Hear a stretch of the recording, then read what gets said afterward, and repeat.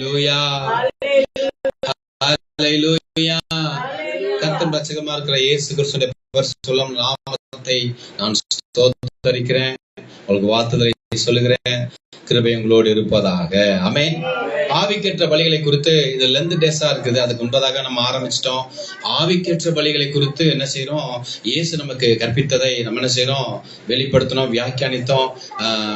வசனங்களை கேட்டு பலப்பட கர்த்தர் உங்களுக்கு உதவி செய்தார். ஆமென் சொல்லுங்களேன். அல்லேலூயா. ஃபாஸ்ட் வீக்ல ஒரு காரியத்தை சொன்னேன்.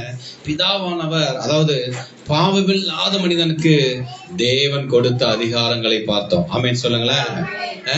அவருக்கு அவனுக்கு கொடுக்கப்பட்ட அந்த மன்னிப்பு எவ்வளவு பெருசு அப்படிங்கறத பார்த்தோம் இல்லையா?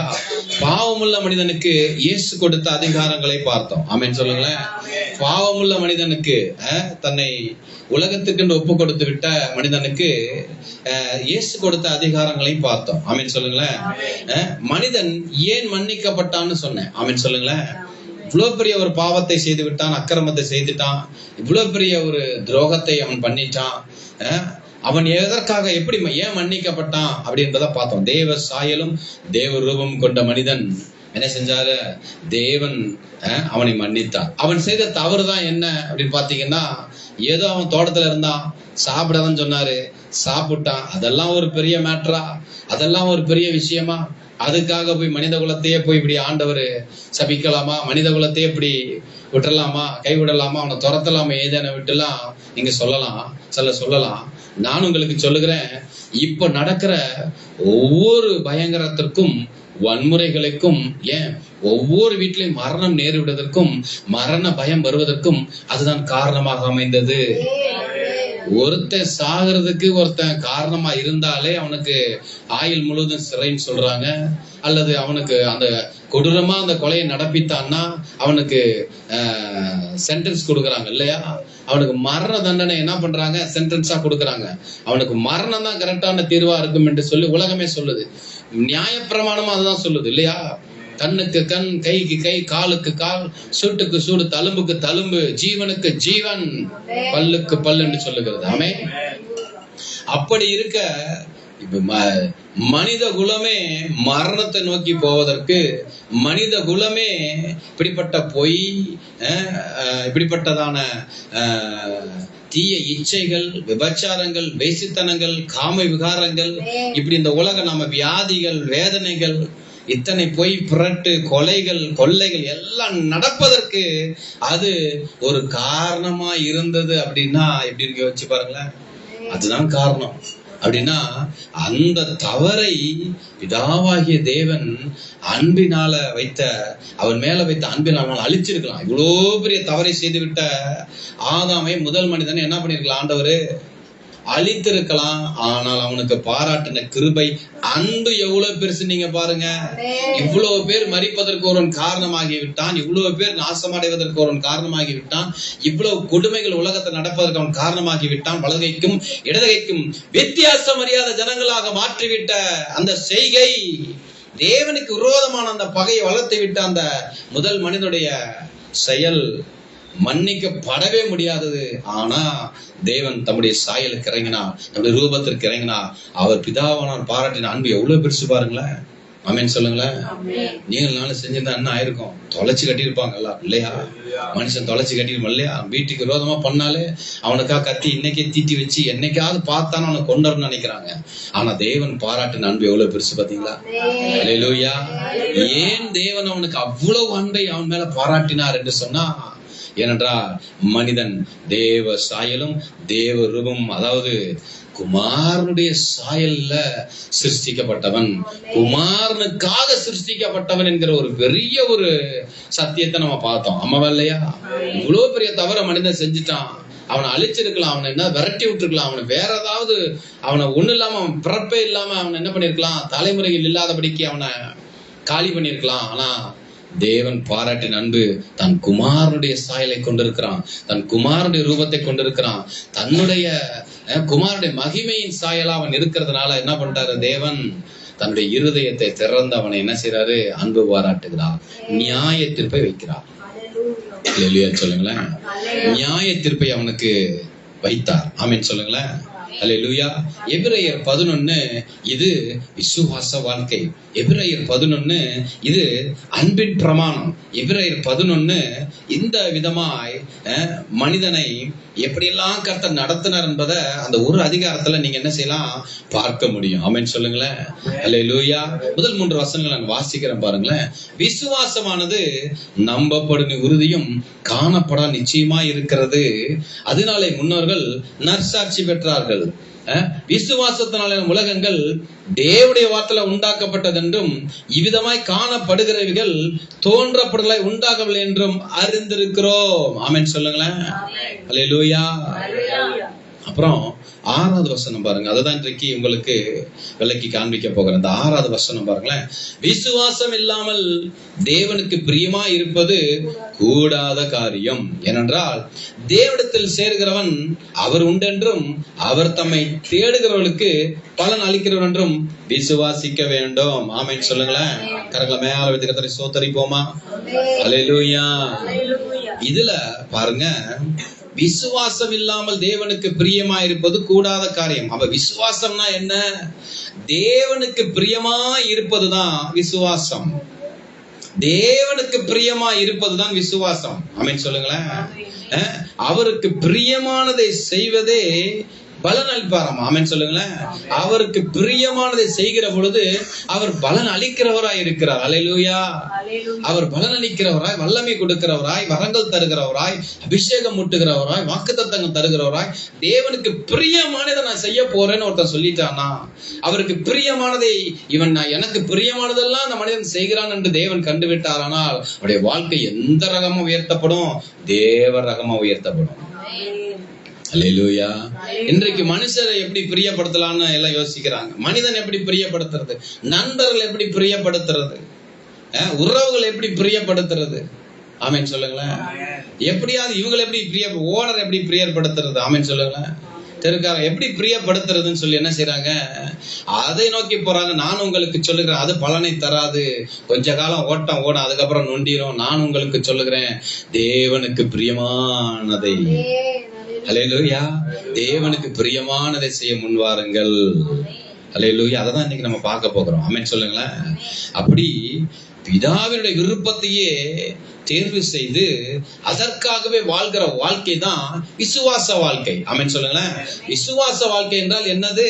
தேவனுக்கு எதெல்லாம் பிரியமோ அதையெல்லாம் நான் தேர்வா எடுத்துக்கிட்டு அதை நோக்கின பிரயாணம், அதை நோக்கின அந்த விருப்பம், அதை நோக்கின சந்தோஷம், அதை நோக்கின மகிழ்ச்சி, அதை நோக்கின காரியங்கள் நான் சிந்திக்கிறது என்னவாமா?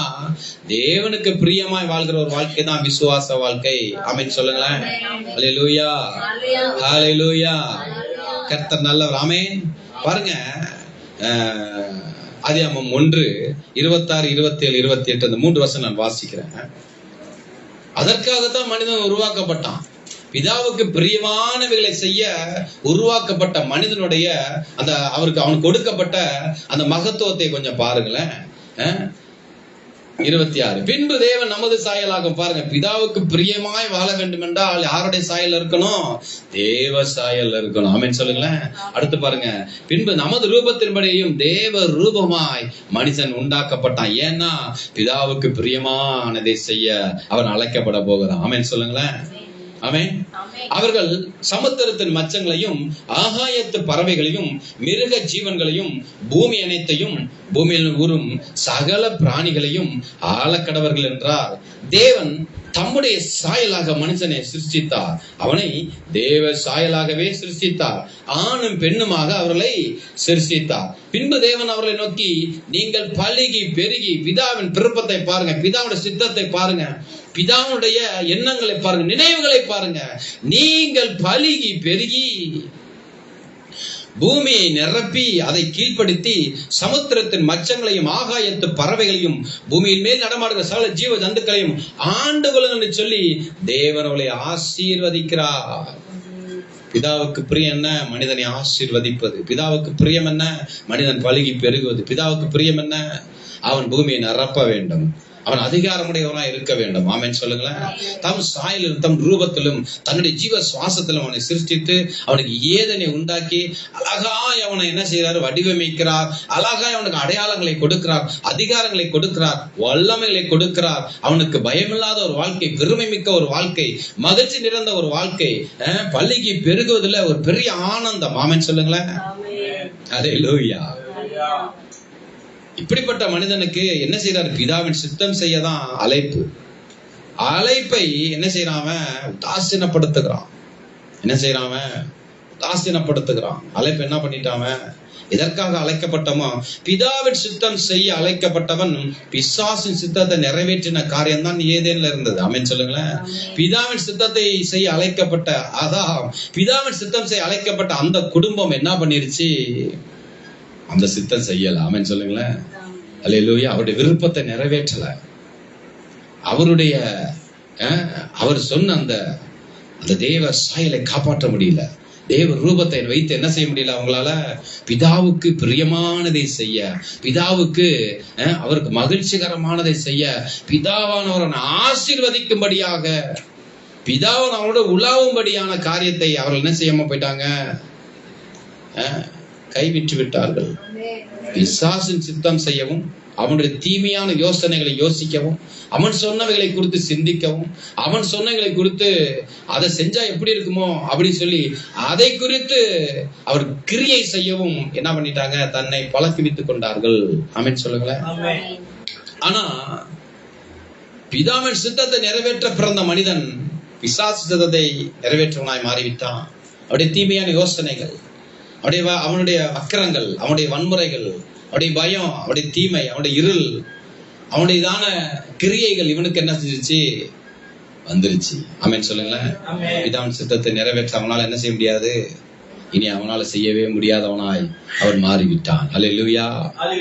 ஆனா பாருங்க, எபிரேயர் 11 முழுவதுமே பாத்தீங்கன்னா எடுத்துக்கிட்டீங்கன்னா பாருங்க, ஆபிரகாம்ல இருந்து நம்ம பார்த்தோம்னா எபிரேயர் 11 முழுசு என்ன சொல்லுது, ஆபேல்ல இருந்து பின்பதாக ஏனோக்கு, நோவா, ஆபிரகாம், பின்பதாக ஈசாக்கு, யாக்கோபு, யோசேப்பு, மோசே, தீர்க்கதரிசிகள், ராஜாக்கள், பரிசுத்தவான்கள், இப்படி யாவருமே என்ன செஞ்சிட்டாங்க அப்படின்னா, என்ன சொல்ல வருது, என்ன எபிரேயர் நிருபம் 11 அதிகாரம் என்ன சொல்ல வருது, பிதாவின் சித்தம் என்னவோ அதை செய்ய வேண்டும் என்று சொல்லி தேவன் அவர்களை பணித்த பொழுது அதையே தன் வாழ்நாளினுடைய குறிக்கோளாக கொண்டு, இதை தேவன் எனக்கு சொல்லி இருக்கிறார், ஆகவே நான் இதை நிறைவேற்றதான் ஓடணும்னு சொல்லி அதற்காக ஓடி ஜெயித்த மனிதனுடைய வரலாறு தான் அந்த எபிரேயர் 11 முழுவதும். நினைக்கிறீங்களா? எபிரேயர் 11 முழுசும் ஆபிரகாம் பாருங்க அழைக்கிறார். 12 1 2 3 எடுங்களேன், ஆதியாகமம் 12 எடுங்களேன். ஆதியாகமம் 12ல தேவன் பாருங்க, அவர் சித்தத்தை நான் உன் வாழ்க்கையில இப்படி செய்ய விரும்புகிறேன், நான் உன்னை இவ்விதமாக நடத்த விரும்புகிறேன், நான் உன்னை இவ்விதமாக உனக்கு வாக்களிக்க விரும்புகிறேன் என்று சொல்லி பிதாவானவர் பேசுகிறார். பிதாவர் என்ன பேசுறார் பாருங்க, கர்த்தர் ஆபிரகாமை நோக்கி, நீ உன் தேசத்தையும், அப்பா உன் தேசத்தையும், உன் இனத்தையும், உன் தகப்பட வீட்டை விட்டு புறப்பட்டு நான் உனக்கு காண்பிக்கும் தேசத்துக்கு போ, நான் உன்னை பெரிய ஜாதியாக்கி. இது என்னது, இது என்னங்க, இது என்ன பிதாவின் சித்தம், இது கர்த்தருடைய சித்தம், இது தேவனுடைய விருப்பம். இது என்னது, நான் உன்னை பெரிய ஜாதியாக்கி. ஆபிரகாமின் விருப்பம் அல்ல. ஆமென் சொல்லுங்களேன். அப்படி ஆபிரகாம் விருப்பம் இருந்தாக்க இவர் என்ன சொல்லியிருக்கணும், ஆபிரகாமே என்னை நோக்கிப்பா, உனக்கு என்ன வர வேண்டுமோ கேள், பக்தா உன் வரத்தை மெச்சினேன். இப்படிதான் நம்ம பார்த்திருக்கோம். ஆமாவா இல்லையா சொல்லுங்க. அந்த நின்றுவார், அவன் இருப்பான், வந்து ஜஸ்ம்பர், அப்பதான் தெரிஞ்சிடும். உடனே மின்னல் அடிக்குது, ஒரு மாதிரி புகையை போடுறாங்கன்னா யார் வரப்போறா, கடவுள் வரப்போறாரு. ஆமென் சொல்லுங்களேன். வந்தவன் என்ன பண்ணுவாரு, பக்தா உன்னை பக்கத்துல வைஃப் நிக்கும், அதுவும் சிரிச்சு நின்றுட்டு இருக்கோம், பார்க்கவே சூப்பரா இருக்கும், பின்னாடி எல்லாம் ரவுண்டு ஓடும். பாத்துருக்கீங்களா இல்லையா அதெல்லாம் நீங்க? நாங்க அதை உட்காந்து ஐயோ இன்னும் வந்துட்டாரா அப்படின்னு பார்த்தா உள்ள இருந்து பேசுவார், பக்தா உன்னுடைய பக்தியை மெச்சினேன், உனக்கு என்ன வர வேண்டுமா கேள் அப்படின்னு. இங்க கதையே வேற. கேட்கறதெல்லாம் கிடையாது. என் விருப்பம் என்னவோ, என் சித்தம் என்னவோ, என்னுடையதான எண்ணம், என்னுடையதான நினைவுகள் என்னவோ, அதை நான் உனக்கு சொல்றேன். நீ அதன்படியாக வாழ வருகிறாயா, நீ அதன்படியாக செய்கிறாயான்னு கேட்கிறாரு. ஆமென் சொல்லுங்களேன். நான் உன்னை பெரிய ஜாதியாக்க போறேன், உன்னை ஆசீர்வதித்து உன் பேரை பெருமைப்படுத்துவேன், நீ ஆசீர்வாதமா இருப்பாய், உன்னை சபிக்கிறவனை சபிப்பேன், உன்னை ஆசீர்வதிக்கலை ஆசீர்வதிப்பேன், பூமியில் வம்சங்கள் எல்லாம் உனக்குள்ள ஆசீர்வதிக்கப்படும் என்றா. அவ்வளவுதான். பெற்றுக்கொண்ட ஆபிரகாம் என்ன செய்தான்? அல்லேலூயா. பிதாவின் சித்தம் செய்ய ஒரு அழைப்பு வருது அவனுக்கு. ஓ, தேவ சித்தம் செய்ய ஆதாம் அழைக்கப்பட்டான். ஆதாமே, நீ பலுகி பெருகி பூமியை நிரப்பி அதை கீழ்ப்படுத்தி என்ன செய்யணும், ஆண்டவள் என்று சொல்லி ஆசீர்வதித்தார். அவன் என்ன பண்ணிட்டான்? அந்த சித்தம் செய்ய அவனால என்ன செய்ய முடியல. அவனுடைய எண்ணங்கள் வேறையா இருந்தான். ஆனா இங்க பாருங்க, இவன் உலகத்தை பார்த்துட்டான், உலகம் முழுசையும் சுத்தி பார்த்துட்டான், அவனுடைய எல்லாத்தையும் பார்த்துட்டான். எல்லாம் வெறுமை, ஒன்றுமே இல்ல. ஒரு சித்தம் செய்ய வருகிறாயான்னு ஒரு அழைப்பை பெறுகிறான் ஆபிரகாம். உயர்ந்த அழைப்பு. முதலாக வேதாகமத்துல முதலாக ஒரு அழைப்பை பெறுகிறான். கவனிக்கிறீங்களா? முதலாக ஒரு அழைப்பு வருது, சத்தம் வருது. நான் உன்னை பெரிய ஜாதியாக்கி உன்னை ஆசீர்வதித்து உன் பேரை பெருமைப்படுத்துவேன். சொன்னதுதான் தாமதம். பிதாவின் சித்தம் செய்ய அழைப்பு. அழைப்பை அவனை ஏற்றுக்கொண்டான் என்பதை எது அவனை கவனிக்குது, எது அவனை காமிக்குது? அவன் பண்ணின பிரயாணம். அல்லேலூயா சொல்லுங்களேன். அழைப்பை ஆபிரகாம் ஏற்றுக்கொண்டு விட்டான் என்பதை அதுக்கு 4வது வசனம் சொல்ல முடியும். உடனே பிரயாணம் பண்ண ஆரம்பிச்சுட்டான். அப்படிதான் போட்டிருக்கு. அப்படியே ஆபிரகாம் சொன்ன கர்த்தர் ஆபிரகாம் சொன்னபடியே அவன் புறப்பட்டு போனான். அப்படின்னா என்ன சொல்றாரு? என்ன சொல்லுது வேதவசனம்? தேவன் தன் விருப்பத்தை தெரிவிக்கிறாரு. அந்த விருப்பத்தை நிறைவேற்றுவதையே குறிக்கோளாக கொண்டு பிரயாணம் செய்கிறார். அவன் சொல்லுங்களேன். அதற்காகவே பிரயாணம் பண்றான். அதற்காகவே போய் பலிபீடங்களை கட்டுகிறான். ஆமென் சொல்லுங்களேன். இது யாருக்கு பிரியம்? பலிபீடம் கட்டுறது பிதாவுக்கு பிரியமானதே. ஆபிரகாம் வாழ்க்கையில அப்படியே பார்த்துக்கிட்டே இருக்கலாம் நீங்க. ஆமென் சொல்லுங்களேன். பல பிரிவு வருது அவனுக்கு இல்லையா? பல பிரிவுகள், பல காரியம், உலகத்தின் காரியம் உள்ள நடக்குது. பல பிரிவுகள், பல இழப்புகள், பல வெற்றிகள் கிடைக்குது அவனுக்கு. இப்படி எல்லாமே இருந்தும் பிதாவின் சித்தத்தை தன் வாழ்விலே நிறைவேற்றவே வாழ்கிறான் ஆபிரகாம். ஒவ்வொரு இடத்துலயும் பாருங்க எப்படி வெற்றிகரமா வாழ்ந்து முடிக்கிறான் பாருங்க. அல்லேலூயா சொல்லுங்களேன். கவனிக்கிறீங்களா? பிதாவின் சித்தம் செய்ய ஓடின ஆபிரகாம். அல்லேலூயா. எவ்வளவு பெரிய பிரயாணம்! 1000 மைல் ஓடணும், 1000 மைல் நடக்கணும். எங்க இருக்குன்னே தெரியாது. எபிரேயர் சொல்லுது, அவன் அழைக்கப்பட்ட போது கீழ்ப்படிந்து தான் போகும் தேசம் என்னதென்று அறியாமல் புறப்பட்டு போனான். எங்க இருக்குன்னே தெரியாது, யார்கிட்ட கேட்கவும் முடியாது. ஏன்? இது யாரோட சித்தம்? பிதாவின் சித்தம், கர்த்தருடைய சித்தம், தேவனுடைய விருப்பம். இது என் வாழ்க்கையில இதை நிறைவேற்ற வேண்டும் என்று தேவன் விரும்புகிறார். நான் என்ன செய்யறேன்? அதனால பிரயாணம் பண்றேன். அங்க போன இடத்துல பார்த்தா வேற ஜாதிகள் வாழ்கிறது, பஞ்சம் வருது, பிரிவுகள் வருது, போர் வருது, ஆசீர்வாதமும் வருது. மெல்கிசேதேக்கு வருகிறான். சாராள்கிட்ட பிரச்சனை, ஆகார்கிட்ட பிரச்சனை, இஸ்மவேல்கிட்ட பிரச்சனை, பல போராட்டங்கள், பெலிஸ்தரோட பிரச்சனை எல்லாம் வருது. ஆனாலும் நான் என்ன வாழ்க்கையில செஞ்சிட்டு இருக்கேன்ங்கிறதான் உணர்ந்திருக்கிறான். என்ன செய்யறான்? பலிபீடம் எதுக்கு கட்டுறான்? பலிகள் ஏன் சொல்லி ஈசாக்கு எதுக்கு பலிபீடத்துல வைக்கிறான்? பிதாவின் சித்தம் நிறைவேற்ற என் ஓட்டம், தேவனுடைய விருப்பத்தை நிறைவேற்றுவதுதான் என்னுடைய வாழ்க்கையினுடைய சாராம்சம். அதுதான். ஆமென் சொல்லுங்களேன். அல்லேலூயா. எபிரேயர் 11 முழுவதுமே காண்பிக்கப்பட்ட மாதிரிகள் எல்லாமே அவர்களுக்காக ஒரு வாழ்க்கை வாழ முற்படவில்லை. நம்ம என்ன செய்யறோம்? கர்த்தரை நம்ம ஒரு வாழ்க்கையை பிக்ஸ் பண்ணிட்டு அதுக்கு இவர் துணை செய்வாரா? நம்ம ஒரு வீட்டை பார்த்துட்டு இதை வாங்கி தருவாரா? ஒரு பெண்ணை பார்த்துட்டு இதை எனக்கு கட்டி வைப்பாரா? ஒரு பைக்கை பார்த்துட்டு இதை எனக்கு வாங்கி தருவாரா? ஒரு காரை பார்த்துட்டு இது யார் சித்தம்? யார் சித்தங்க? சொல்லுங்க, யார் சித்தம்? அது நம்ம சித்தத்தை வச்சுட்டு பிதா இதை என்ன செய்யணும்? ஆண்டவர் எனக்கு என்ன பண்ணு, இதை சரி பண்ணி கொடுங்க, எனக்கு சாய் வேணும், இந்த சாய் வேணும், எப்படியாச்சும் நான் என்ன பண்ணிடுறேன்? ஆமா, அந்த பெண்ணு தான் வேணும் எனக்கு, அந்த அவர் தான், அவர் இல்லைன்னா என்னால சித்தம், அதான் சித்தம். அல்லேலூயா. அவர் தாங்க சித்தம்னு சொல்லி என்ன பண்றாங்க?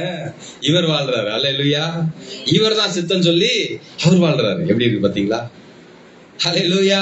ஹல்லேலூயா. இந்த சத்தமே வராது எனக்கு. சித்தத்தை பத்தி பேசணும்னா சத்தமே வராது. ஹல்லேலூயா. ஹல்லேலூயா. பாருங்க, அதுக்கு பின்பதாக வாழ்ந்த யாருமே பாத்தீங்கன்னா எல்லா இடத்துலயும் நீங்க பார்க்க முடியும்.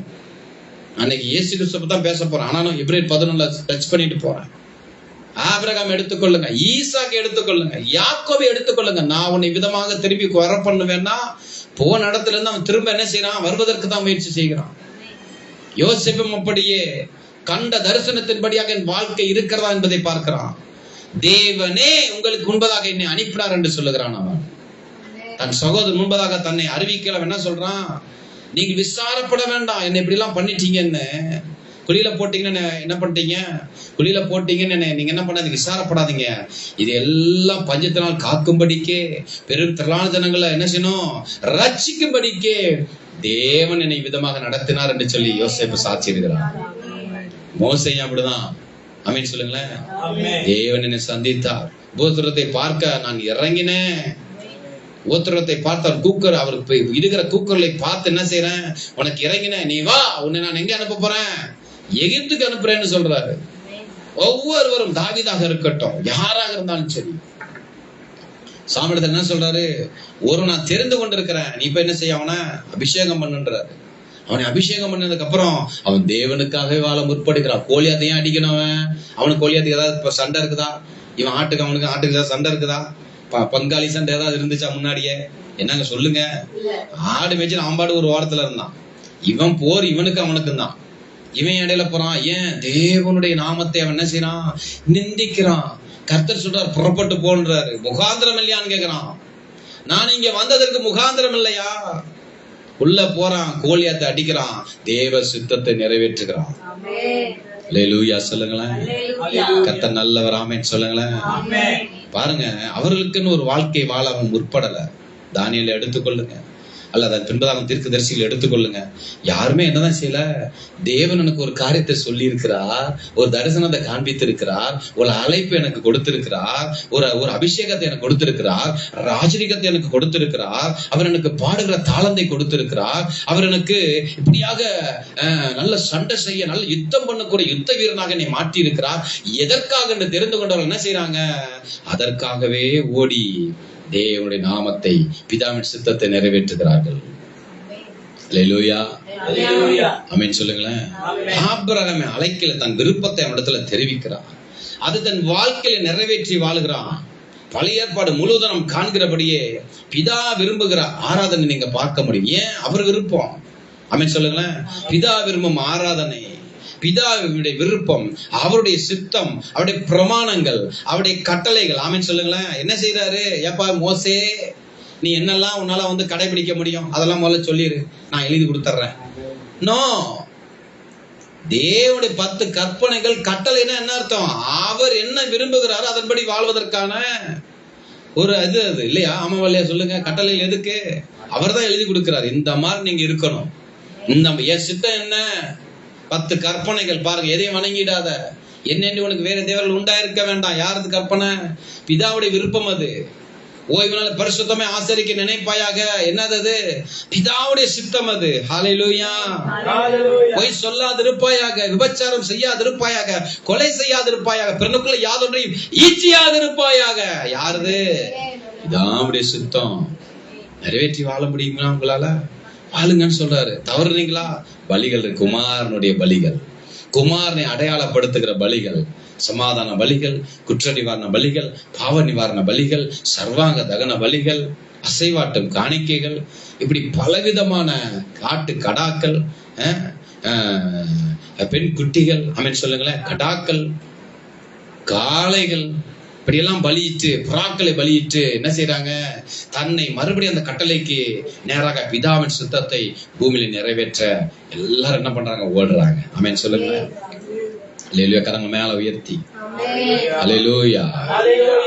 அவருடைய பிரமாணங்கள், அவருடைய கட்டளைகள், பலிகள், முறைமைகள், இவை எல்லாவற்றையும் நிறைவேற்றவே இந்த விசுவாசம் நம்மளுக்கு கொடுக்கப்பட்டிருக்கிறது. ஆமென்.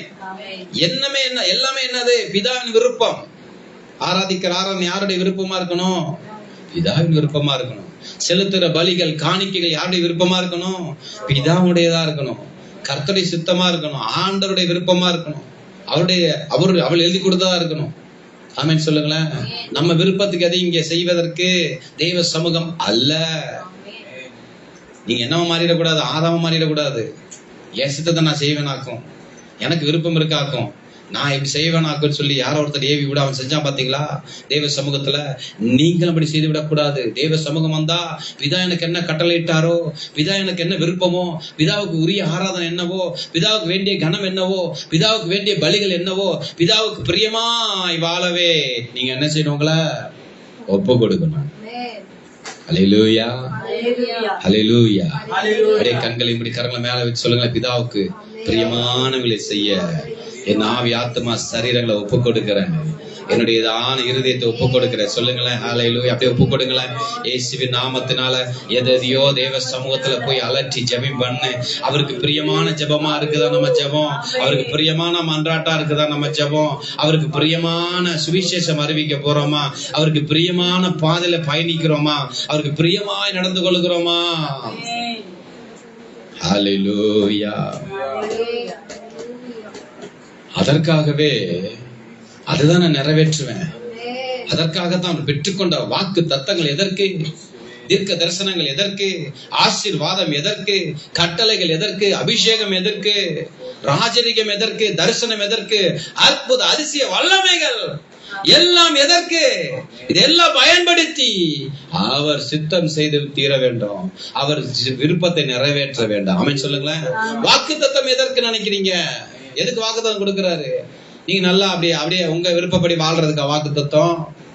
தரிசனம் எதற்கு? உங்க விருப்பப்படி செய்யறதுக்கா? அல்லது எது கட்டளைகள் உங்க விருப்பப்படி செய்யறதுக்கா? ஆசீர்வாதம் எதற்கு உங்களுக்கு கொடுக்கிறாரு?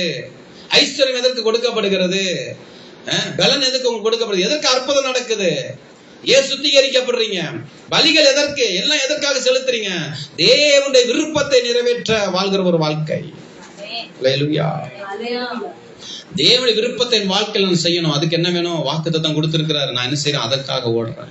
அதுதான் என்னுடைய லட்சியம். என் விருப்பம் அதுல வந்துடக்கூடாது. என்னுடைய சுயம், என்னுடையதான அதுல என்னுடைய தீர்மானம். நான் இப்படி எனக்கு கொஞ்சம் கோவம் வரும், அதெல்லாம் இப்படி போவேனாக்கும். நான் கொஞ்சம் வேகமா போவேன், நான் அதனால இப்படி போவேனாக்கும். நான் கொஞ்சம் அப்படிதான் இருப்பேனாக்கும்.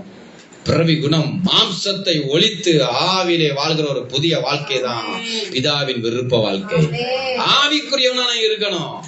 ஆவிக்குரிய வரங்கள் எதற்கு? ஆவிக்குரிய கனிகள் எதற்கு? ஆவிக்குரிய தரிசனங்கள் எதற்கு? ஆவிக்குரிய அபிஷேகங்கள் எதற்கு? பிதாவின் சித்தம் செய்ய வாழ்வதற்காக பரிசுத்த ஆவி நம்மை நடத்தணும். ஆமென் சொல்லுங்களேன். ஹல்லேலூயா, ஹல்லேலூயா. இதுல பாருங்க, எபிரேயர் 11 எல்லாம் நடத்துறாங்க. வெற்றி பெற்றார்கள், கோட்டையில கட்டினாங்க, அக்கினில இருந்தெல்லாம் வெளியே வந்தாங்க, உயிரோடு திரும்ப எழுந்து கொண்டாங்க. பாவனையாக ஆபிரகாம் அந்த பலியை செலுத்தினான், ஈசாக்கை மீட்டுக் கொண்டான். பின்பதாக பார்த்தீங்கன்னா கல்லெறியுண்டார்கள், வாளால் அறுப்புண்டார்கள், பரிச்சை பார்க்கப்பட்டார்கள், செம்மறியாட்டு தோள்களையும் வெள்ளாட்டு தோளையும் போர்த்து கொண்டு திரிந்து குறைவையும் உபத்திரத்தையும் துன்பத்தையும் அனுபவித்தார்கள். உலகம் அவர்களுக்கு பாத்திரமாய் இருக்கவில்லை. அவர்கள் மலைகளிலேயும் பூமியின் வெடிப்புகளிலும் சிதறுண்டு அலைந்தார்கள். இதெல்லாம் என்ன? இதெல்லாம் என்ன? பிதாவின் சித்தம் நிறைவேற்ற போனோம்னா இழப்புகள் வரும் சில நேரத்துல. அப்ப அவங்க என்ன செய்யறாங்க? தன்னை ரத்த சாட்சியாக ஒப்பு கொடுக்குறாங்க. பரவாயில்ல, அவர் சித்தம் நிறைவேறணுங்க. இழப்பு வருது, பிள்ளைகள் மறிக்கிறாங்க, பரவாயில்ல. இல்ல குடும்பம் அப்படி போயிடுச்சு, பரவாயில்ல. நிலம் சொத்து கீத்தெல்லாம் எடுத்துக்கிற, பரவாயில்ல. அவன் கையை காலை எடுத்துட்டாங்க, சொத்தல என்னென்னமோ பண்ணிடுறாங்க. அம்மாவா இல்லையே சொல்லுங்க. இழப்புகள் வருது, துன்பங்கள் வருது, குறைவுகள் வருது, சில நேரம் வியாதிகள் கூட வருது. அது நிமித்தமாக என்னென்னமோ நடக்குது, விபத்துகள் நடக்குது, நாச மோசங்கள் பட்டயங்கள் வருகிறது. ஆனாலும் பிதாவின் சித்தம் அது. பிதா நீ வழியாக நடத்துகிறார். அவங்களை என்ன எந்த பால் நடத்தினார்? அவரு எகிப்துல இருந்து அவங்களை அழைத்து கொண்டு போய் வனாந்தரத்தில் நடத்தினார். யாரு சித்தம் அது? எஸ், பிதாவின் சித்தம் அது. ஹல்லேலூயா, பிதாவின் சித்தம் அது. அதனால என்ன பண்றாரு? அத்தனை பேர் அதுல நடந்தாங்க. அதுதான் போய் ஆகணுமா? நல்ல பாதை எதுவும் இல்லையா? நோ, என் சித்தம் என்னோ அதுலதான் நீங்க நடக்கணும். வனாந்தரமோ அது போற பாதை தீயோ பாருங்க. தானியலுக்கு நெருப்பு, தானியலுக்கு அவன் சாத்ராக் மேஷாக் ஆபேத்நேகோ நெருப்பு தூக்கி போட்டாங்க. பிதாவின் சித்தம் எது? நெருப்புல போடுறதா கிடையாது. ராஜாவின் சித்தம் தான் அது. காக்க வேண்டியது பிதாவின் சித்தமா இருந்தது. ஆமென் சொல்லுங்க. அந்த சிங்கங்கள் அவனை என்ன செய்யல, சேதப்படுத்தாதபடிக்கு தூதனானவர் இறங்கி வாயை கட்டி போட்டாராம். யாருடைய சித்தம்? தேவ சித்தம் நிறைவேற்றுவதுதான் என்னது, நமக்கு கொடுக்கப்பட்டிருக்கிற வாக்கு தத்தங்கள், நமக்கு கொடுக்கப்பட்டிருக்கிற நிறைவேறுவதற்கான வழிகள். தேவனுக்கு பிரியமில்லாமல் இருக்க முடியாது. ஆமென் சொல்லுங்களேன். அல்லேலூயா. எபிரேயர் 11:6 என்ன சொல்லுது? விசுவாசம் இல்லாமல் தேவனுக்கு பிரியமா இருப்பது கூடாத காரியம். என்ன கூடாதாமா? தேவனால் எல்லாம் கூடும், ஆனால் விசுவாசம் இல்லாமல் தேவனுக்கு நான் பிரியமா இருக்கலான் இருக்கேன், இப்படிலாம் இருக்கிறதா அவனுக்கு பிரியம் இல்ல. விசுவாசமே இல்லாதவன் தேவனுக்கு பிரியமா இருக்கவே முடியாது. விசுவாசம் என்பது தேவனுக்கு பிரியமா இருக்கிற காரியம். அல்லேலூயா. வாக்குத்தத்தம் பண்ணப்பட்டதை அடையாமற் போனாலும் என் விருப்பம் அல்ல, அவர் விருப்பமே நிறைவேற வேண்டும் என்று வாழ்வதுதான் விசுவாச வாழ்க்கை. ஆமென் சொல்லுங்களேன். இவர்கள் அழைப்பை பெற்றார்கள், நிறைவேற்றினார்கள். சரி, இப்படி இருக்க பிதாவின் அழைப்பையோ அல்லது பிதாவையோ குமாரனையோ, இவங்களுக்கெல்லாம் யார தெரியும்? பிதாவை தெரியும், கட்டளைகள் தெரியும், கற்பனைகள் தெரியும், முறைமைகள் தெரியும், அபிஷேகம்னா என்னன்னு தெரியும், ஆராதனைனா என்னன்னு தெரியும், முறைமைகளை தெரியும், விருத்தசனம்னா என்னன்னு தெரியும். கவனிக்கிறீங்களா? இப்படி விதமாய் கட்டளை பெற்ற ஜனம் அவங்களுக்கு பிறக்கிறதுல இருந்தே தெரிஞ்சிடும், சொல்லி கொடுத்து வளர்த்துருவாங்க. ஆனா இன்னொரு ஜனம், பெரிய ஒரு பெருத்த கூட்டம் இருக்குது. இஸ்ரேல் தேசத்தை தவிர்த்து ஒரு பெரும் கூட்டம் உலகமெங்கும் இருக்கிறது. அவருக்கு பிதாவை குறித்தோ, குமாரனை குறித்தோ, பரிசுத்த ஆவியை குறித்தோ, பழைய ஏற்பாட்டை குறித்தோ, பரிசுத்தவான்களை குறித்தோ எதையுமே அறியாத உலக மக்கள் இருந்தாங்க. யாரு அது? யாருங்க அது? நாமதான். அல்லேலூயா. பிதாவை குறிச்சோ குமாரனை குறிச்சோ யாரை குறிச்சோ நமக்கு தெரியாது. நமக்கு தெரிஞ்சதெல்லாம் என்னது? என்ன நமக்கு? பிசாசின் சித்தத்தை, அவன் விருப்பத்தை, அவனுடைய தரிசனத்தை, அவன் வெற்றிக்காக வாழ்ந்து கொண்டிருந்த ஒரு மக்கள் இருந்தாங்க. பிதாவின் சித்தம் அல்ல, பிசாசின் சித்தத்தை நிறைவேற்றுகிற உலக மக்கள். ஆமென் சொல்லுங்களேன். அல்லேலூயா. அவங்க ஒரு டிக்ளரேஷன் அது போட்டு தான் வாழ்வாங்க, அப்படிதான் இருப்போம் நாங்க. அல்லேலூயா. உலக மக்கள் எப்படி வாழ்றாங்க? யாருடைய சித்தத்தை செய்யறான்னு நினைக்கிறீங்க நீங்க? தேவ சித்தமா செய்யறாங்க? நீங்க சொல்லுங்க. யார் சித்தம் நிறைவேறது? அங்க பிசாசு சொல்றான், போடுறான், கட்டத்தை போடுறான், 9 கடத்துல உட்கார வைக்கிறான். புரியுதான்னு சொல்றேன் உங்களுக்கு. பிறந்தவனே அங்க போய் டேட்டா பர்த்லாம் சொல்லி அவனுக்கு என்ன வரும்னு பாருங்க, அவன் எந்த இதுல போலான்னு சொல்லுங்க. அவன் மொட்டை அடிக்கலாமா, காடி தூக்கணுமா, இல்ல வேற ஏதாவது பண்ணணுமா சொல்லுங்க. அம்மாவல்லையா சொல்லுங்க. நீங்க தான் சொல்லணும். சொல்லுங்க. அம்மாவல்லையா? இவன் ஜாதகமே அவங்களுக்கு தெரியும். என்ன பண்றான்? அவனை எப்படி நடத்தணும், அவன் எப்படி படிக்க வை, இதை படிக்க வை, அதை பண்ணி வை, இரும்பு தான் அவனுக்கு ஓகே, அவனுக்கு தண்ணி தான் ஓகே, அவனுக்கு மரம் தான் ஓகேன்னு சொல்லி என்ன செய்யறான்? அதுலயே அவர்கள் என்ன செய்யறாங்க? இவனுக்கு 7:30 வந்துருச்சு, முடிஞ்சது கதை, நான் அப்படிதான் இருப்பேன். ஆமென் சொல்லுங்களேன். அவன் அப்படிதான் இருப்பான். அப்பாவும் அம்மாவும் என்ன செய்யுங்க? பிரிஞ்சு நில்லுங்க, பையனை அங்க போடுங்க. இங்க என்ன செய்யறாங்க? அங்க போய் கேட்கிறாங்க, குறி கேட்கிறார்கள். அம்மாவில் யார் சித்தம் அது? யார் சித்தங்க அது? தேவ சித்தமா அது? பிசாசின் சித்தம், பிசாசின் விருப்பம். எப்படிலாம் அவன் நடத்த முடியுமோ அப்படி நடத்துறான். தேவனுடைய வரக்கூடாதபடிக்கு தடுக்கிறான். ஆமென் சொல்லுங்களேன். அல்லேலூயா. அவன் வெற்றிக்காக வாழ்றாங்க. மேல போனா என்னாலும் பண்ணு, தட்டி விட்டு என்னதாவது பண்றா, கொலை பண்ற பண்ணிரு, அவனை வச்சு முடிச்சிருவன. என்ன செய்யறாங்க? மாமியாரை போட்டு தள்ளிடு.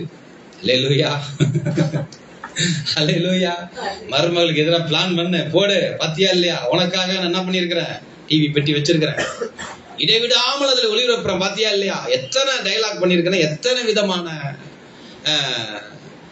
ஐடியா வச்சிருக்கேன், அதுல அனுப்புறான் உங்களுக்கு. ஆமென் சொல்லுங்களேன். டிவியை போட்டு பாத்தீங்கன்னா தெரியும். பார்த்துட்டு இருக்கும்போது அதுல கலந்துட்டேன், சாப்பிட போறாங்க, இடைவேளை போட்டானே, அடுத்த வாரம் வரைக்கும் தாங்க முடியாத செத்துருவாளா இருப்பாளா, இது திட்டம் நிறைவேறுமா, மாமியார் அதுல போட, அது என்ன செய்வாங்க? மாமியார் திட்டம் நிறைவேறுமா, மருமகள் அதை குறித்து விவாதம். பாத்தீங்களா நேத்து அப்படின்ட்டு பழைய எங்க இதுல அப்படிதான் உட்காந்து பேசுவாங்க பாருங்க, 1.5 மணி நேரம். நேற்று தெரிய பாத்தியா அந்த இதை சொல்லுவாங்க. பழைய நாடகம் நான் மறந்துருச்சேன், சின்ன பிள்ளை அந்த மாதிரி உட்கார்ந்து இருக்கும் போது.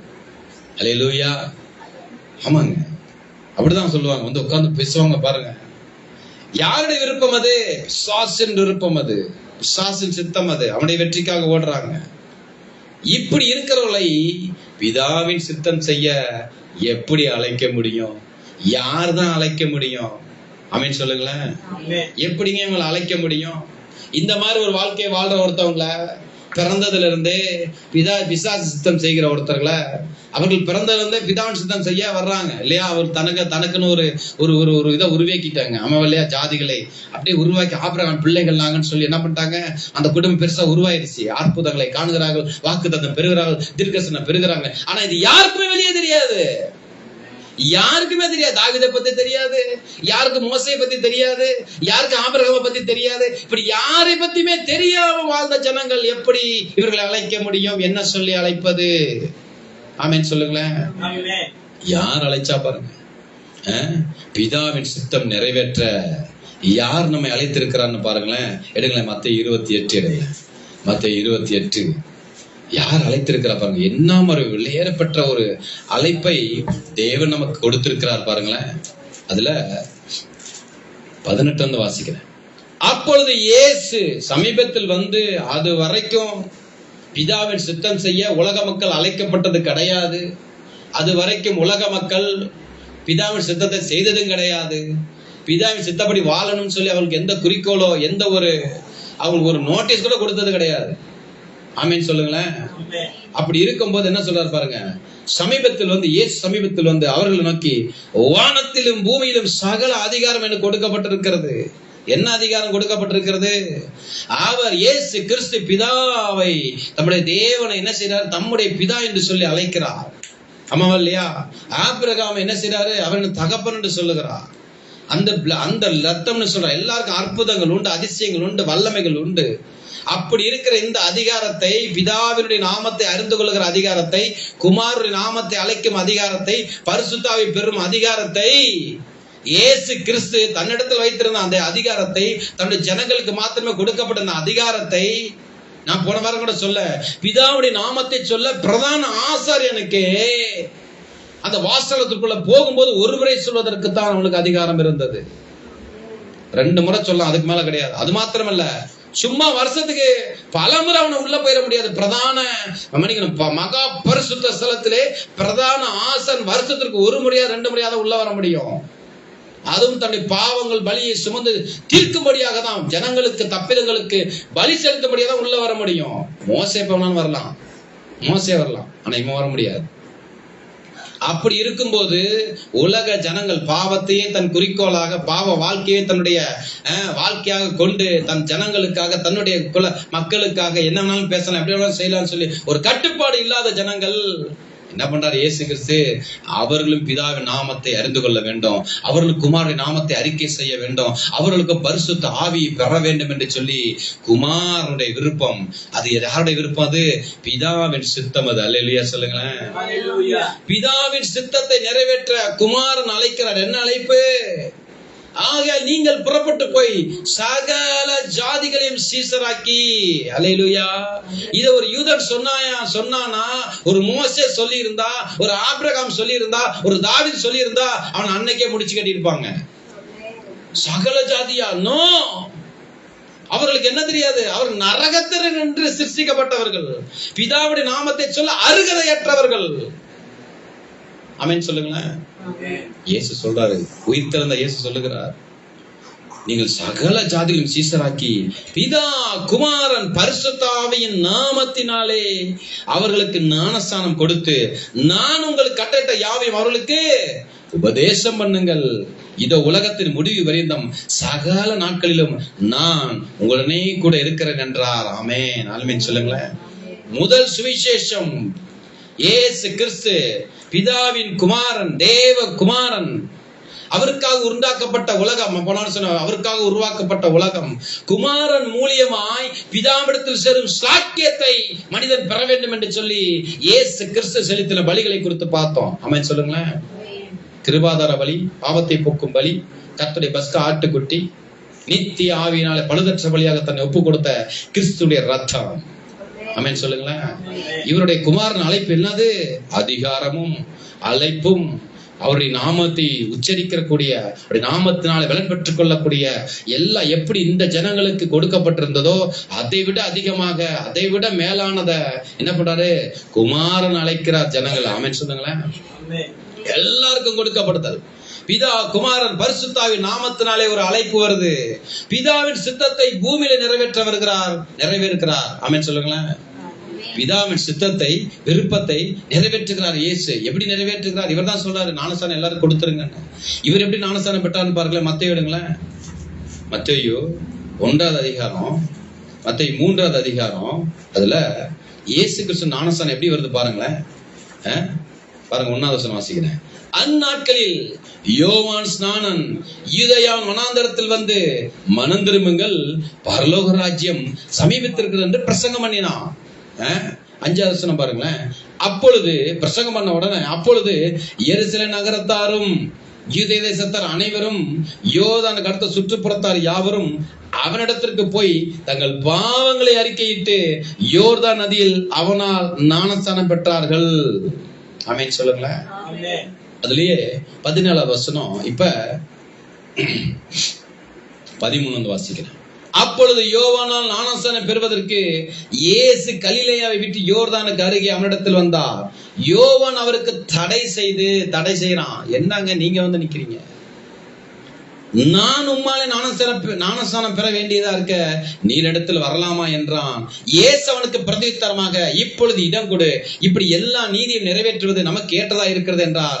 அப்பொழுது அவருக்கு இடம் கொடுத்தான். என்ன பண்றாரு? இயேசு ஞானஸ்தானம் பெற்று ஜலத்திலிருந்து கரையேறின உடனே இதோ வானம் அவருக்கு திறக்கப்பட்டது. தேவ ஆவி புறாயை போல் இறங்கி தம்மேல் வருகிறதை கண்டார். அன்றையும் வானத்திலிருந்து ஒரு சத்தம் உண்டாகி, இவர் என்னுடைய நேசகுமாரன், இவரில் பிரியமா இருக்கிற என்று உரைத்தது. ஏங்க, யோவான் அத்தனை பேருக்கு ஞானஸ்தானம் கொடுத்தான். அது முந்தின வசனம் தான் வாசிச்சேன் இல்லையா?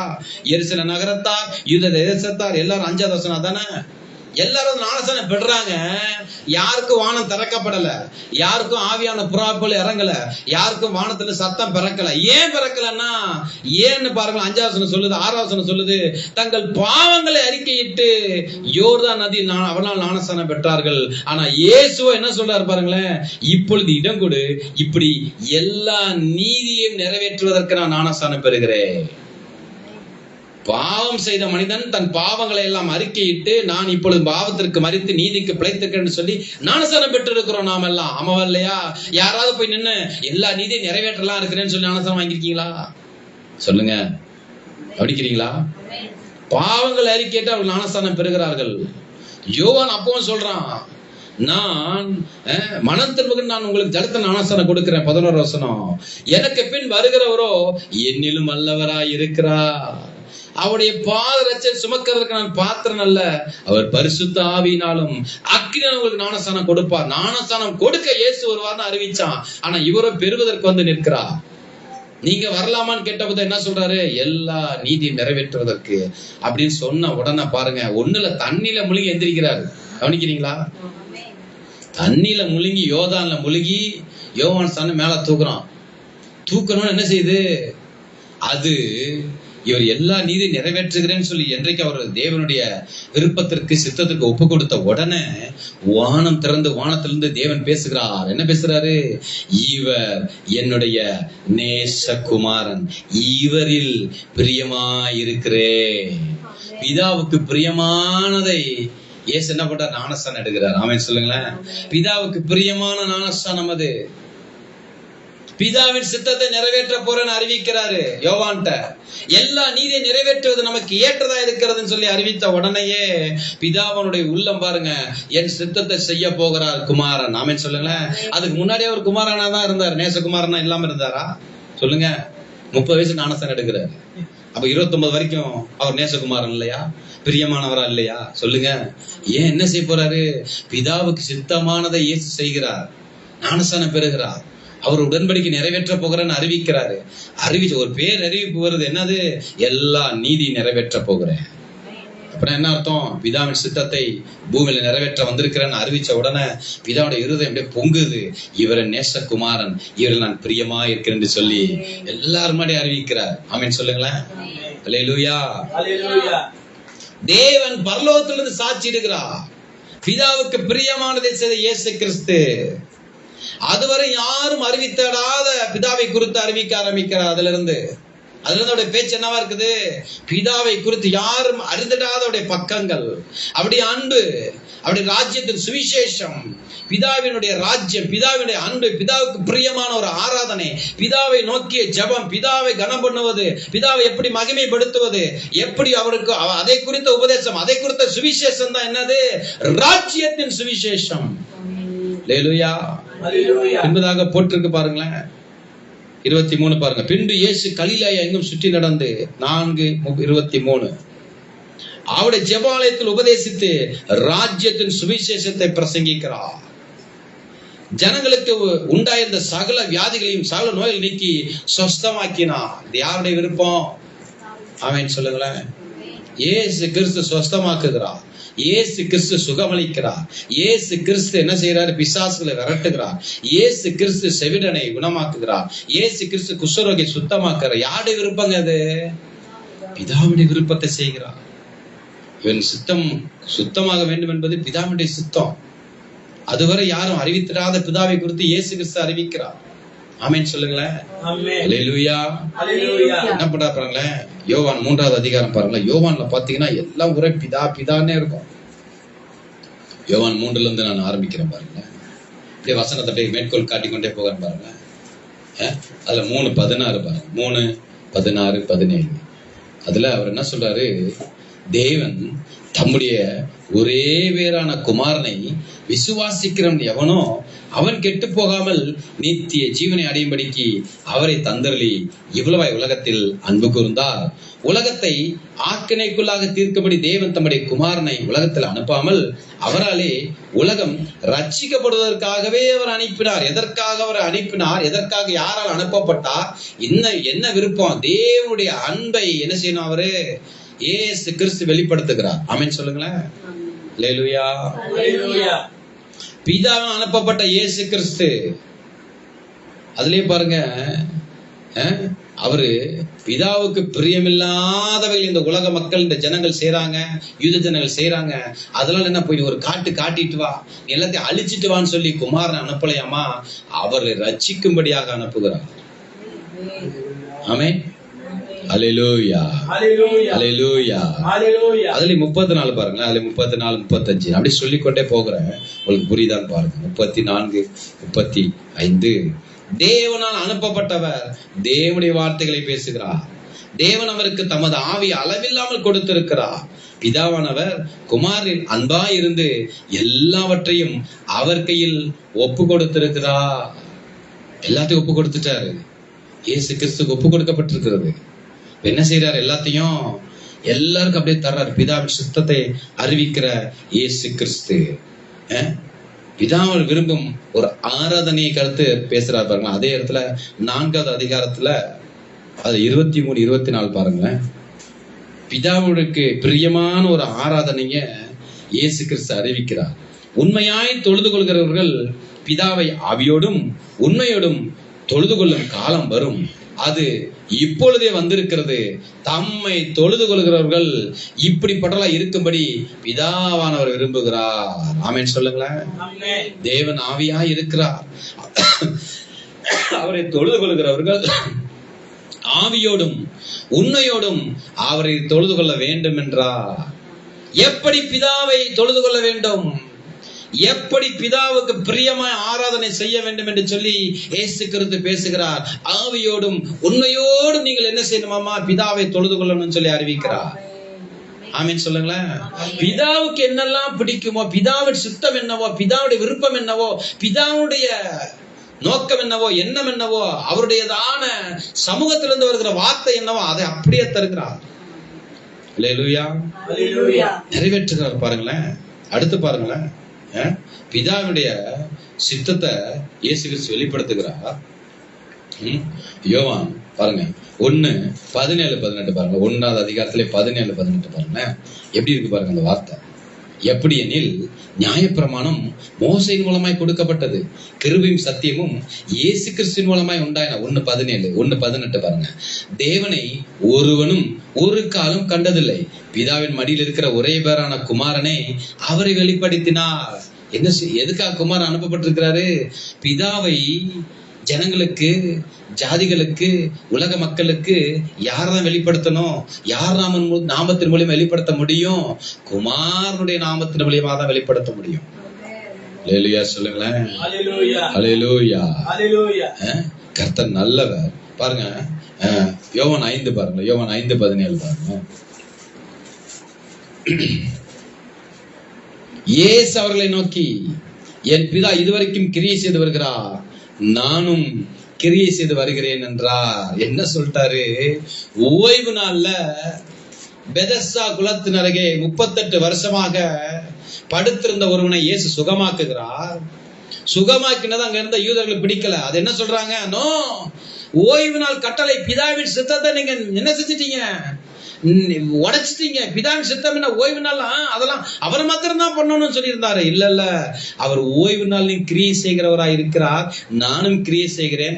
அற்புதங்களை நடப்பிப்பது யாருடைய சித்தம்? அதிசயத்தை செய்வது யாருடைய சித்தம்? அடையாளங்களை கொடுப்பது யாருடைய சித்தம்? பிதாவினுடைய சித்தம். அது அதான் சொல்றாரு, பிதா கிரியை செய்கிறார் இல்லையா, அது போலதான் நானும் கிரியை செய்கிறேன். நாள்ல வைங்க. அல்லேலூயா, அல்லேலூயா. கர்த்தர் நல்ல நாமேன்னு சொல்லுங்களேன். பாருங்க யோவான் 5:36 பாருங்க. 5:36. யோவானுடைய சாட்சியை பார்க்கிலும் மேன்மையான சாட்சி எனக்கு உண்டு. அது என்னவெனில், நான் நிறைவேற்றும்படிக்கு பிதாவன் எனக்கு கற்பித்ததும் நான் செய்து வருகிறதுமான கிரியைகளே பிதா என்னை அனுப்பினார் என்று என்னை குறித்து சாட்சி கொடுக்கிறது. என்னை அனுப்பின பிதா தாமே என்னை குறித்து சாட்சி கொடுத்திருக்கிறார். நீங்கள் ஒரு காலம் அவர் சத்தத்தை கேட்டதும் இல்லை, அவர் ரூபத்தை கண்டதும் இல்லை. இயேசு கிறிஸ்துவை குறித்து பிதாவை சாட்சி கொடுக்கிறார். எனக்கு விருப்பமானதை தான் நீங்க செய்றீங்க, என் விருப்பத்தை தான் நீங்க பூமியில நிறைவேற்றுகிறீர்கள், என்னுடைய அன்பை தான் பேசுறீங்க, நான் செய்கிற கிரிகளை சொல்றீங்க, என்னுடைய ஆராதனை குறித்து சொல்ற, என்ன எப்படிலாம் நீங்க கனம் பண்ணலாம்னு சொல்றீங்க, என் சுவிசேஷம் அறிவிக்கப்படுகிறது, என் விருப்பம் பூமியில நிறைவேறுகிறது. பரமண்டல ஜெபம் என்ன? பரமண்டல எங்க நல்ல பிதாவே உடைய நாமம் பரிசுத்தப்படுவதாக சொல்லுங்க, உம்முடைய ராஜ்யம் வருவதாக, உம்முடைய சித்தம் பரமண்டல செய்யப்படுவது போல பூமியிலும் செய்யப்படுவதாக. இதான் பிதாவின் சித்தம். அங்க என்ன சித்தமோ அதுதான் இங்கே செய்யப்பட வேண்டும். ஜெபமே அதுதான், பரமண்டல ஜெபமே அதுதான். இயேசு கிறிஸ்து ஜெபம் பண்ண கத்து கொடுக்கிறார். என்ன கத்து கொடுக்கிறாரு? பிதாவின் சித்தம் பூமியில நிறைவேற ஜெபியுங்கள். அல்லேலூயா. பிதாவுடைய சித்தத்தை நிறைவேற்ற பூமியில ஜெபிங்க. அல்லேலூயா. அறுப்பு மிகுதி விளையாட்டுல கொஞ்சம், ஆதலால் அறுப்புக்கு எஜமான் விளையாட்டுல அனுப்பும்படி என்ன செய்யணுமா? அங்க வேண்டிக் கொள்ளுங்க, பிதாவிடத்துல வேண்டிக் கொள்ளுங்க. அவர் தான் அனுப்பணும், அவர் தான் எழுப்பணும், அவர் சித்தம் தான் பூமியில நிறைவேறணும். ஆமென் சொல்லுங்களேன். நீங்கள் ரட்சிக்கப்பட்டிருப்பது பிதாவின் சித்தம். என்ன அமைதியாக வந்திருக்கீங்க? அப்படிதான் சொல்லலாம். அதிசயத்தை பெற வேண்டும் என்பது பிதாவின் சித்தம். நான் ஆசீர்வாதத்தை பெற வேண்டும் என்பது பிதாவின் சித்தம். நான் வாக்குத்தத்தங்களை பெற்று வாழ வேண்டும் என்பது பிதாவின் சித்தம். பிதாவின் சித்தத்தை நிறைவேற்றவே நான் என்ன செய்திருக்கேன்? ரட்சிக்கப்பட்டிருக்கிறேன். ஹல்லேலூயா, ஹல்லேலூயா. பிதாவை வெளிப்படுத்துகிறார் இயேசு கிறிஸ்து. பிதாவை சாட்சி கொடுக்கும்படியாக பாருங்க. யோவான் 6:32 பாருங்க. 6:32 அப்படியே ஒவ்வொரு பக்கமா திருப்புங்க. 6:32 என்ன சொல்றாரு பாருங்களேன். இயேசு அவர்களை நோக்கி, வானத்திலிருந்து வந்த அப்பத்தை மோசே உங்களுக்கு கொடுக்கவில்லை, என் பிதாவோ வானத்திலிருந்து வந்த மெய்யான அப்பத்தை உங்களுக்கு கொடுக்கிறார் என்று மெய்யாகவே மெய்யாக உங்களுக்கு சொல்கிறேன். வானத்திலிருந்து இறங்கி உலகத்துக்கு ஜீவனை கொடுக்கிற அப்பமே தேவன் அருளிய அப்பம். தேவன் நமக்கு என்ன தர்றாராமா? ஜீவ அப்பத்தை தருகிறார்னு சொல்றாரு. அப்பொழுது அவர்கள் அவரை நோக்கி, ஆண்டவரே, இந்த அப்பத்தை எப்பொழுது உங்களுக்கு தர வேண்டும் என்றார். இயேசு அவர்களை நோக்கி, ஜீவ அப்பம் நானே. ஆமென் சொல்லுங்களேன். ஜீவ அப்பம் நானே, என்னிடத்தில் வருகிற ஒரு காலம் பசையடையான், என்னிடத்தில் விசுவாசமான் ஒரு காலம் தாகமடையான். நீங்கள் என்னை கண்டிருந்தும் விசுவாசியாமல் இருக்கிறேன் உங்களுக்கு சொன்னேன். பிதாவன் எனக்கு கொடுக்கிற யாவும் இடத்தில் வரும், இடத்தில் வருகிறவன் என புறம்பே தள்ளுவதில்லை. என் சித்தத்தின்படி அல்ல, என்னை அனுப்பினுடைய சித்தத்தின்படி செய்யவே நான் வானத்திலிருந்து இறங்கி வந்தேன். இயேசு கிறிஸ்து எதற்காக வானத்திலிருந்து இறங்கி வந்தாராமா? பிதாவின் சித்தத்தை நிறைவேற்றுவதற்காக வானத்திலிருந்து இறங்கி வந்திருக்கிறார். ஆமென் சொல்லுங்களேன். அல்லேலூயா. யோவான் 10 பாருங்களேன். யோவான் 10:30. யோவான் 10:30 பாருங்க இயேசு என்ன சொல்றான்னு பாருங்க. கதை நல்லவர்.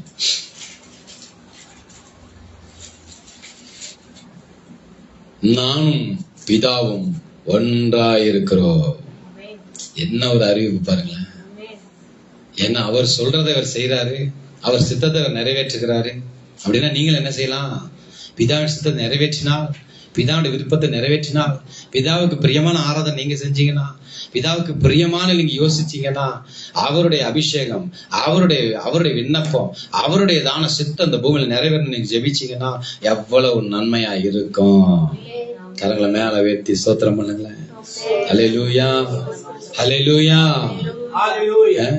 லாசருவை தேவன் இயேசு கிறிஸ்து உயிரோடு எழுப்புறாரு. இது யாருடைய சித்தம்? அது பிதாவுடைய சித்தம். யோவான் 11:25-26 பாருங்களேன். இயேசு கிறிஸ்து இயேசு அவளை நோக்கி, நானே உயிர்த்தெழுதலும் ஜீவனுமாய் இருக்கிறேன். என்னை விசுவாசிக்கிறவன் மரித்தாலும் பிழைப்பான், உயிரோடு என்னை விசுவாசிக்கிறவன் அவனும் என்றென்றைக்கும் மறியாமலும் இருப்பான். இதை விசுவாசிக்கிறாயா என்றார்.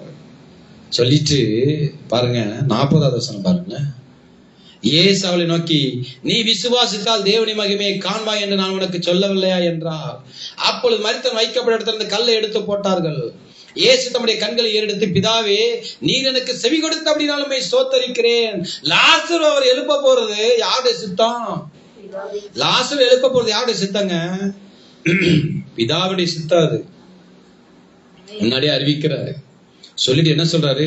நீர் எப்பொழுதும் எனக்கு செவி கொடுக்க நான் அறிந்திருக்கிறேன், ஆனாலும் நீர் என்னை அனுப்பினதை சூழ்ந்து நிற்கும் ஜனங்கள் விசுவாசிக்கும்படியாக அவர்கள் நிமித்தம் இதை சொன்னேன் என்றார். இவளை சொன்ன பின்பு லாசருவே வெளியே வாய்ந்து உரத்த சத்தமாய் கூப்பிட்டார். அப்பொழுது மரித்தவன் வெளியே வந்தான்.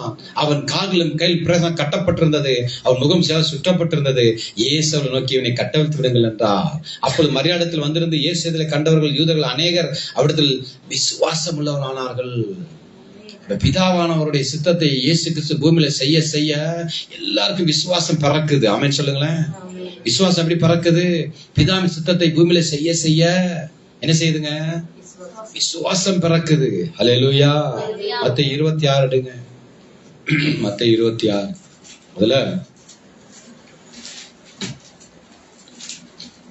37. மத்தேயு 26:37 ஒருத்தர் வாசிங்க.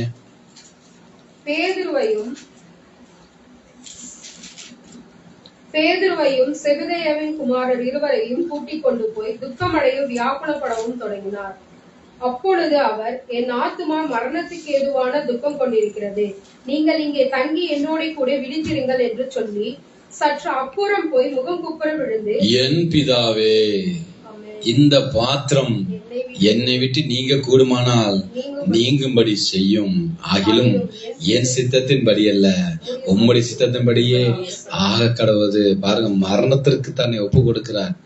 யாரு?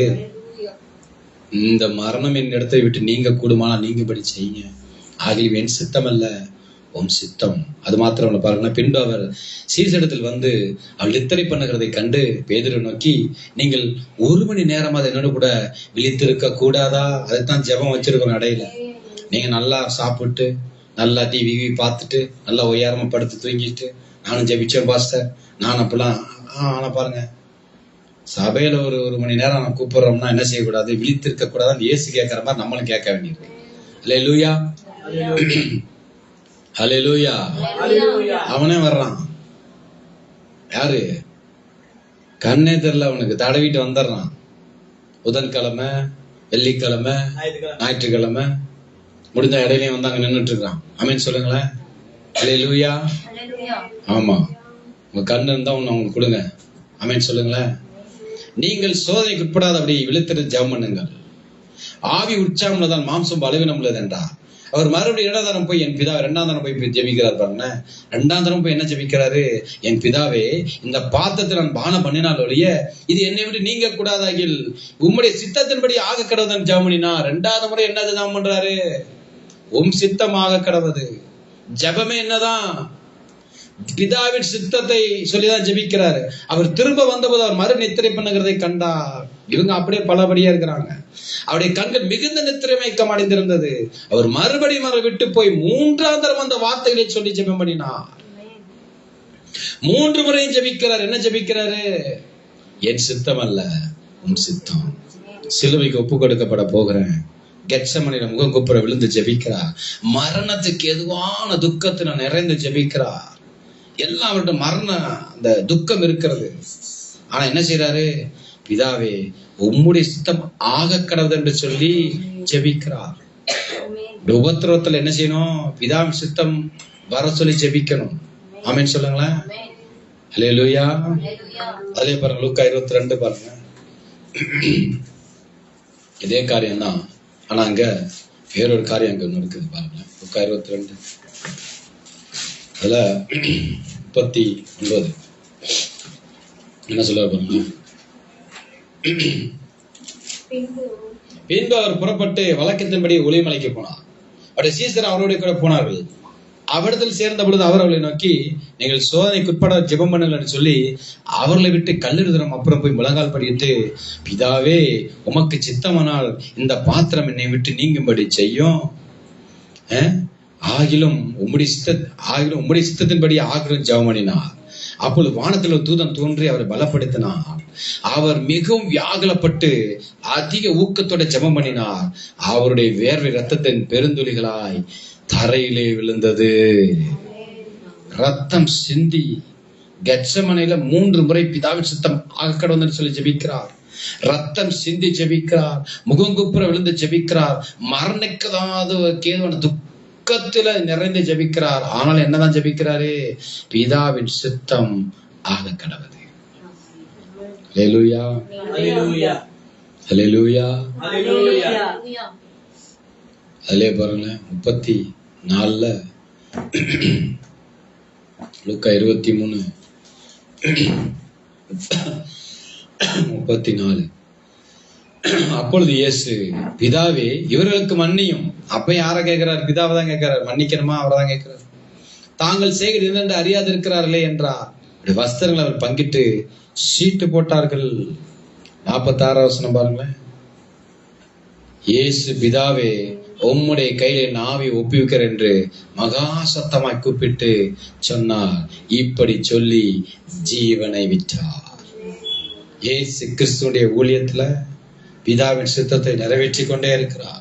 பிதாவுக்கு பிரியமான பலிகள், பிதாவுக்கு பிரியமான ஆராதனை, பிதாவுடைய அன்பு, பிதாவுடைய பரலோக ராஜ்யம், பிதாவுடைய வருகை, பிதாவுடைய அந்த தேவனுடையதான கிரியைகள் எல்லாவற்றையும் சொல்லி சொல்லி சொல்லி சொல்லி அற்புதங்கள், அதிசயங்கள், வல்லமைகள் எல்லாம் பிதாவுக்கு பிரியமானவைகள் பா. அதெல்லாம் நீங்க பெற்றுக்கொள்ள நீங்க என்னவா இருக்கணும்? அவர் சித்தத்தை செய்யுங்க. அவர் அனுப்பிட குமாரன் நீங்கள் விசுவாசிங்க. ஆமென் சொல்லுங்களேன். கடைசியாக அவர் என்ன சொன்னாரு?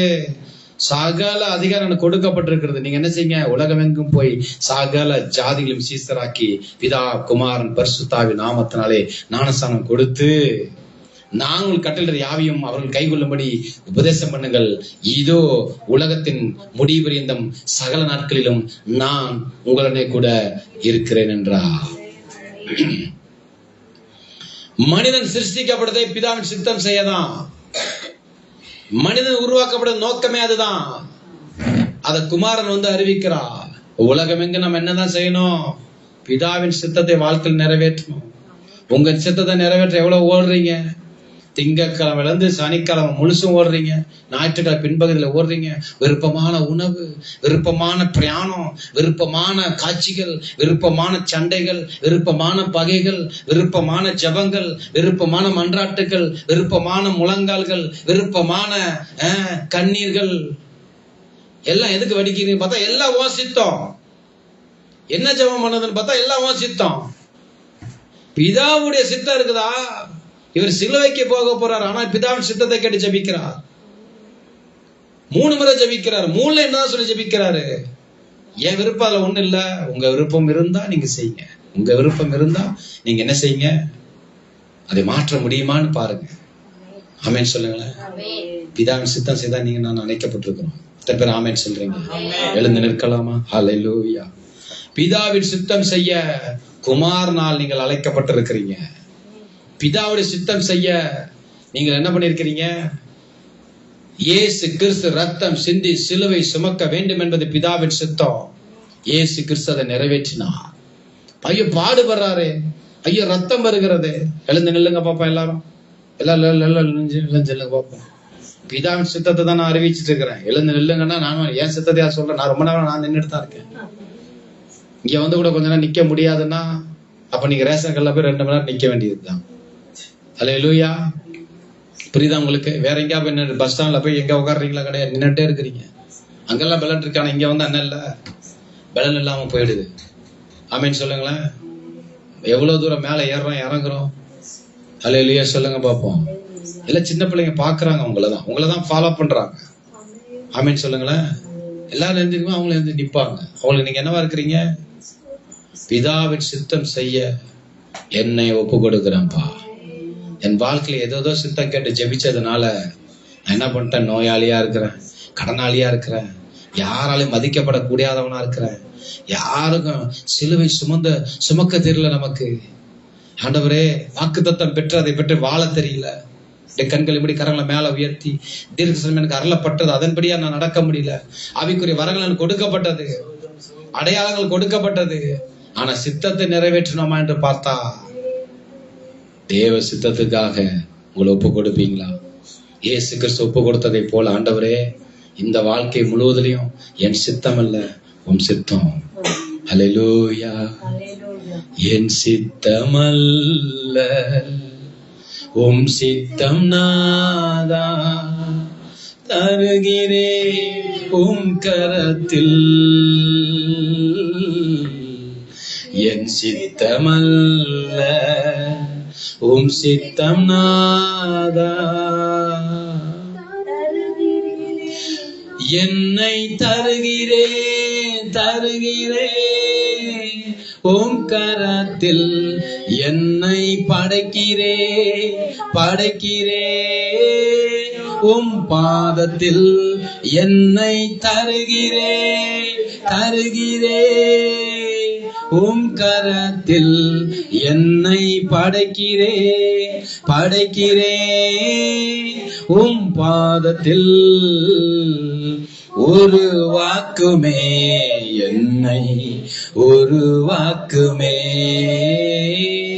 உருவாக்குமே என்னை உருவாக்குமே. குயவனே உம் கையில் களிமண்ணா உடைத்து உருவாக்கும். சொல்லலாமா? உம் கையில் களிமண்ணா உடைத்து உருவாக்கும்.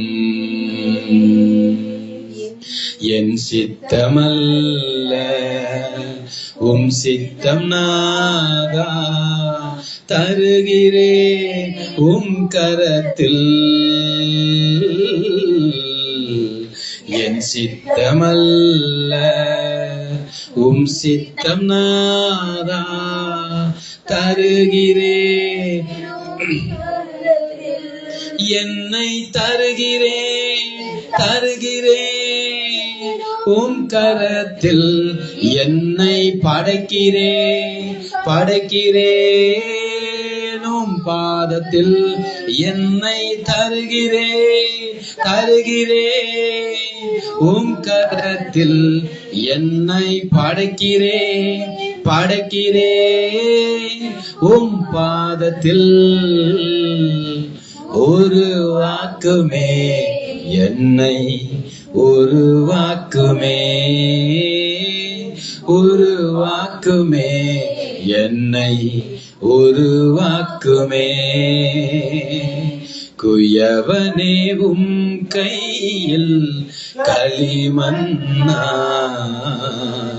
உடைத்து உருவாக்கும். என் சித்தமல்ல உம் சித்தம் நாதா, தருகிறேன் உம் கைகளில். என் சித்தமல்ல தருகிறேன் உம் கரத்தில். கரங்கள் மேல உயர்த்தி, என்னை தருகிறேன் உம் கரத்தில், என்னை படைக்கிறேன் உம் பாதத்தில்.